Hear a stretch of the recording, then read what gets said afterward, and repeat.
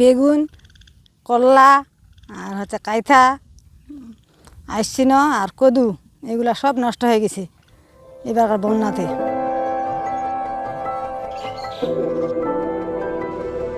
আমরা এই গত 20 সালের পর থেকে 21 সাল থেকে আমরা চিচিঙ্গা এবং বেগুন, তারপরে লাউ, এগুলো আমরা করে আসতেছি। তো অন্য বারের থেকে এবার আমার মানে বিশেষ একটা খুব ক্ষতি হয়ে গেছে। মানে বন্যার পানিতে আমার সব কিছু মানে ডুবাই নিয়ে গেছে। এখন আমি খুব মানে নস্কানের মধ্যে আছি, খুব চিন্তার মধ্যে আছি যে কিভাবে আমি এটা কিভাবে এই দুর্ভিক্ষটা আমি কাটে উঠব।